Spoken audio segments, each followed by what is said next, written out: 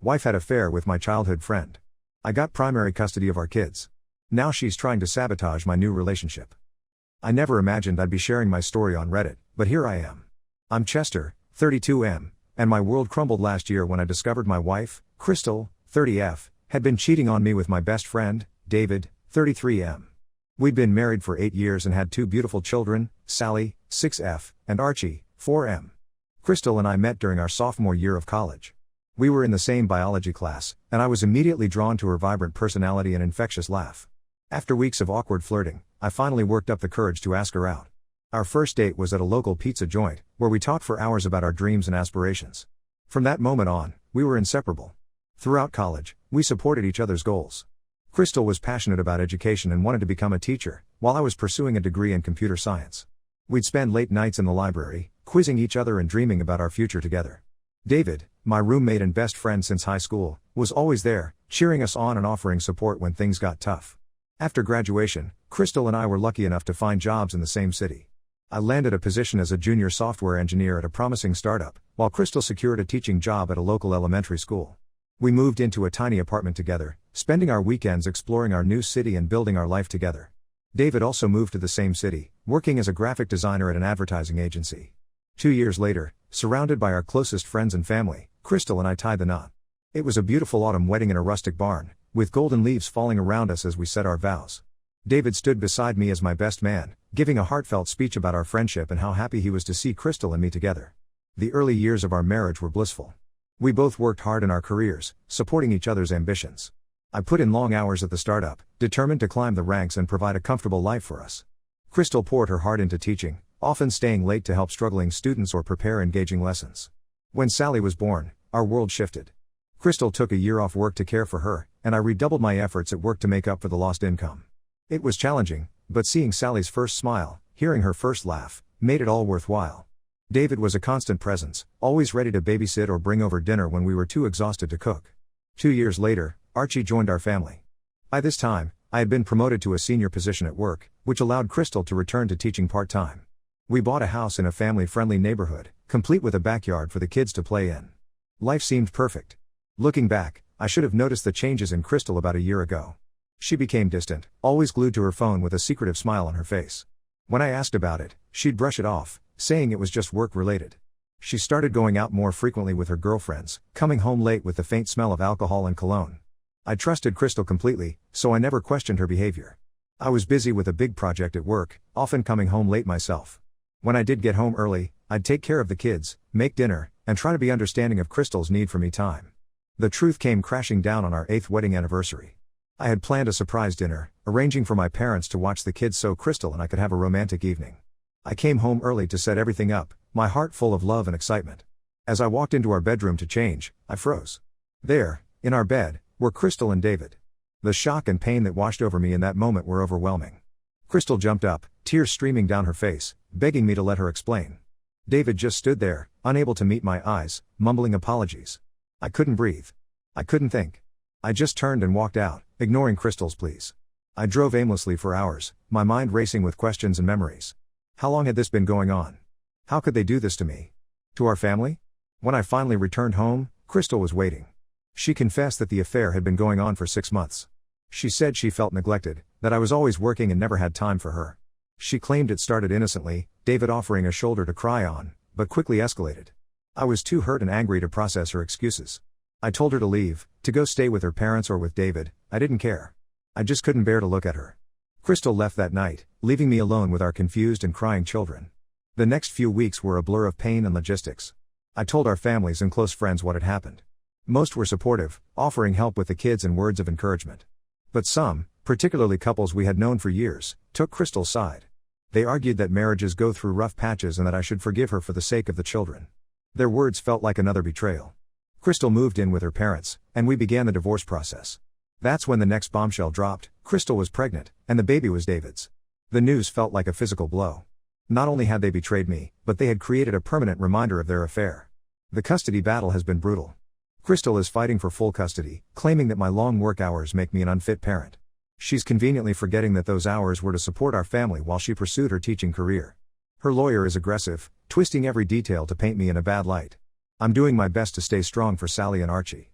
They're confused and hurting, especially Sally, who's old enough to understand some of what's happening. She's become quiet and withdrawn, her usual bubbly personality dimmed. Archie keeps asking when Mommy is coming home, not understanding why she left. Each time he asks, it feels like my heart is breaking all over again. I've taken a leave of absence from work to focus on my kids and the divorce proceedings. My boss has been understanding, assuring me that my job will be waiting when I'm ready to return.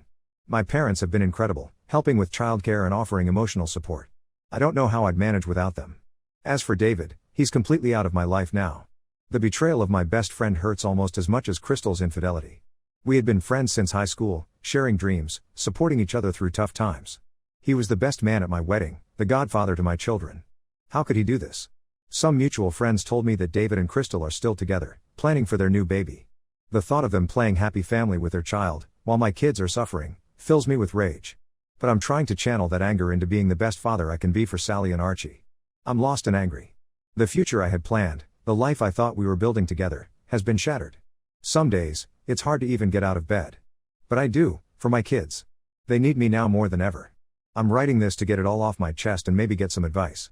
How do I explain all this to my kids in a way that won't damage them further? How do I move on from this betrayal and build a new life for myself and my children? Any words of wisdom would be appreciated. Right now, I'm taking it one day at a time. I'm focusing on creating a stable environment for Sally and Archie, trying to maintain their routines as much as possible. We have movie nights, I help them with homework, and we talk about their day. I'm learning to be both mom and dad, and while it's challenging, seeing their smiles makes it all worthwhile. I know the road ahead will be tough. The divorce proceedings, the custody battle, rebuilding my life, it all seems overwhelming. But I'm determined to come out stronger on the other side, for myself and for my children. They deserve a happy, stable home, and I'm committed to providing that, with or without Crystal. Update 1, it's been 3 months since my last post, and a lot has happened. First, I want to thank everyone for their supportive comments and messages. They've been a lifeline during this difficult time, reminding me that I'm not alone in this struggle. The divorce is moving forward, but it's been far from smooth. Crystal is still pushing for full custody, claiming I'm emotionally unstable and unfit to care for the kids. Her lawyer is ruthless, twisting every little thing to make me look bad. They're even trying to use my Reddit post against me, saying it shows I'm unable to handle the situation maturely and that I'm airing our private matters in public. But I'm not backing down. I've hired a great lawyer, Lisa, 45F, who's fighting tooth and nail for me. We've gathered evidence of Crystal's affair, including text messages between her and David, and statements from witnesses who saw them together while Crystal was supposed to be out with her girlfriends. We're also highlighting my involvement in the kids' lives, attendance at school events, doctor's appointments, and extracurricular activities, even with my busy work schedule. The kids are still struggling to adjust to our new reality. Sally has become withdrawn and her grades are slipping. Her teacher suggested counseling, which I immediately agreed to. It breaks my heart to see my once vivacious little girl so quiet and sad. Archie has started having nightmares and often cries for Crystal. I spend many nights sitting by his bed, rubbing his back and assuring him that everything will be okay, even when I'm not sure myself. One bright spot in all this is my new neighbor, Lucy, 29F. She moved in next door about a month ago and has been incredibly kind. She's a single mom with a daughter Tara, 5F, who's become fast friends with Sally. Lucy has been a godsend, offering to watch the kids when I have court appointments and just being a supportive friend. Lucy's backstory is interesting. She's a freelance graphic designer who moved to our city for a fresh start after her own divorce 2 years ago. Her ex-husband had a gambling addiction that nearly bankrupted them, and she left to protect herself and Tara. She understands the pain and challenges of divorce, especially with young children involved, and her empathy has been comforting. Crystal found out about Lucy and, predictably, lost it. She accused me of moving on too fast and trying to replace her as the kid's mother. I tried explaining that Lucy is just a friend, but Crystal wouldn't listen. She's now using this to further her custody case, painting me as someone who's bringing strange women around the children. It's frustrating how she can twist an innocent friendship into something sordid. In a surprising turn of events, David reached out to me last week, asking to talk. Against my better judgment, I agreed to meet him at a local coffee shop. The conversation was tense and emotional. David apologized profusely, saying he never meant for things to go this far. He told me Crystal had convinced him that our marriage was already over, that I was neglecting her emotionally. David said he realizes now that Crystal manipulated him, and he's ending things with her. He shared some details about the affair that, while painful to hear, shed some light on the situation. Apparently, it started when Crystal came to him crying about feeling lonely and unappreciated. David, being my best friend, initially tried to encourage her to talk to me. But over time, Crystal's version of events and David's own attraction to her led to the affair.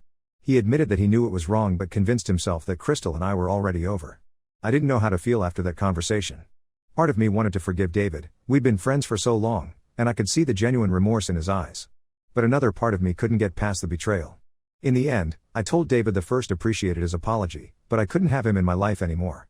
The trust was broken, and I needed to focus on healing myself and my children. This whole situation has made me reevaluate a lot of things.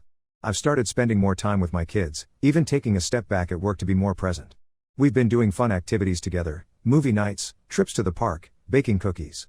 It's been healing for all of us. Sally seems to be coming out of her shell a bit, especially when we're all together doing something fun. Archie's nightmares have become less frequent, and he's starting to adjust to our new normal. I'm also focusing on myself more. I've joined a gym and started running, which helps clear my head. The physical exertion is a great way to work through my anger and frustration. I've reconnected with old friends who've been incredibly supportive, reminding me of the person I was before all this happened. My parents continue to be a rock of support. They've been taking the kids one weekend a month to give me a break, and my mom often comes over to help with housework and cooking. Their unconditional love and support have been crucial in getting me through this difficult time. Work has been understanding throughout this ordeal. I've returned part-time, and my boss has been flexible with my hours. My colleagues have rallied around me, covering my workload when I need to be in court or with the kids. Their support has been a reminder of the importance of work-life balance, something I perhaps lost sight of in the past.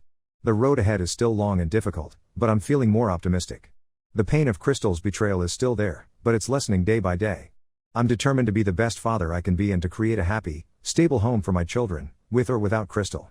I'm learning that it's okay to lean on others for support, and that showing vulnerability doesn't make me weak. As we move forward with the divorce proceedings and custody battle, I'm trying to keep the focus on what's best for Sally and Archie. They're my priority, and every decision I make is with their well-being in mind. It's not easy, but seeing their resilience and the moments of joy we share together gives me strength. I'm not sure what the future holds, but I'm facing it with determination and hope. Thank you all again for your support and advice. It means more than you know. Update 2. It's been 6 months since my last update, and the roller coaster ride continues. The biggest news is that the custody battle is finally over. After months of legal wrangling and court appearances, we've reached a settlement. I've been awarded primary custody of Sally and Archie, with Crystal getting visitation every other weekend and one evening a week. The judge's decision came after a series of revelations about Crystal's behavior. It turns out her affair with David wasn't her first. Several of our mutual friends came forward with information about other indiscretions throughout our marriage. This, combined with evidence of her erratic behavior and attempts to alienate the children from me, swayed the judge in my favor. One particular incident that influenced the judge's decision happened about 2 months ago. Crystal showed up at Sally's school, clearly intoxicated, demanding to take Sally home. The school called me, and I rushed over. By the time I arrived, Crystal was causing a scene in the principal's office, accusing the school of kidnapping her daughter. It was a painful and embarrassing situation, especially for Sally, who was scared and confused. Crystal didn't take the custody decision well. She had a meltdown in the courtroom, screaming that I had turned everyone against her and that she was the victim in all this. It was a painful scene, especially with Sally and Archie present. They were terrified, and it took a lot of reassuring to calm them down. The outburst only served to reinforce the judge's decision. David, true to his word, ended things with Crystal. He's moved to another state for a fresh start. Before he left, he gave me a letter apologizing again and wishing me and the kids well.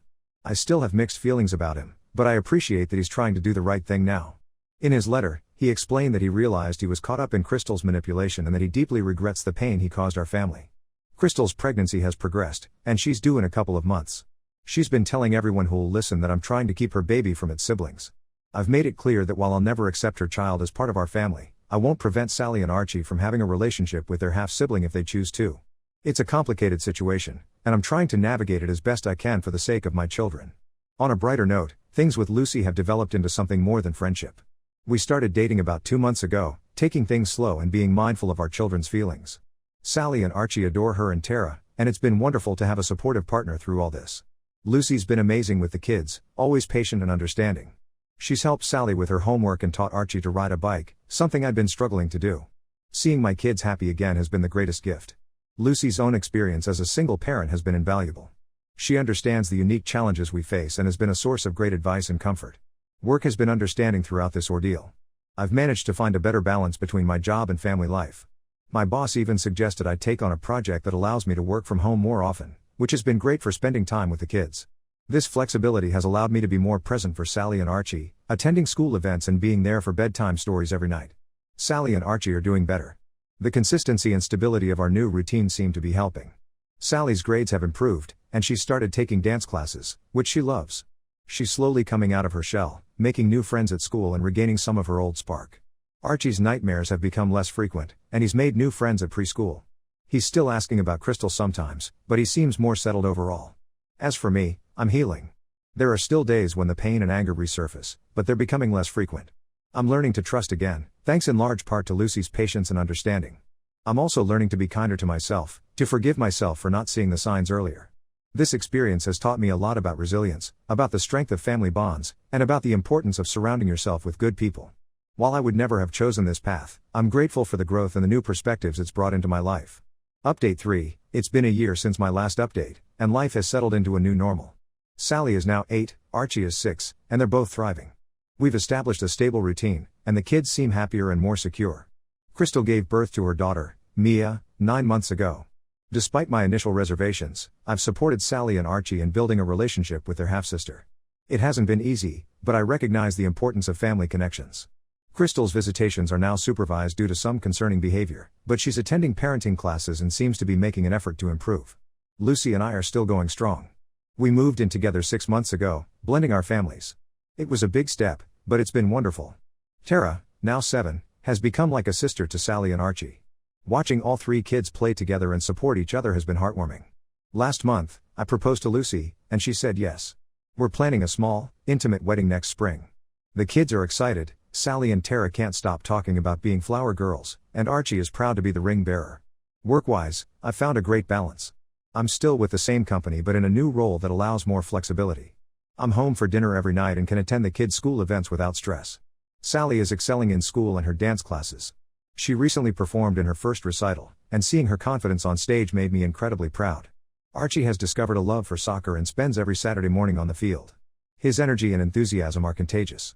As for me, I feel like I've finally turned a corner. The pain of Crystal's betrayal has faded, replaced by gratitude for the life I have now. Lucy's love and support have been instrumental in this healing process. She's shown me what a true partnership looks like, and I fall more in love with her every day. Looking back on the past 2 years, it's hard to believe how much has changed.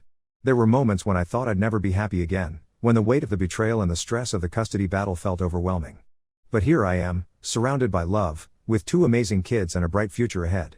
This journey has taught me the importance of resilience, the power of forgiveness, both for others and myself, and the unexpected ways life can bring joy after pain. To anyone going through a similar situation, hang in there. It gets better. Focus on your kids, surround yourself with supportive people, and don't be afraid to open your heart again when the time is right. As we look forward to our wedding and our future as a blended family, I'm filled with hope and excitement. Life may not have turned out the way I originally planned, but I wouldn't change where I am now for anything.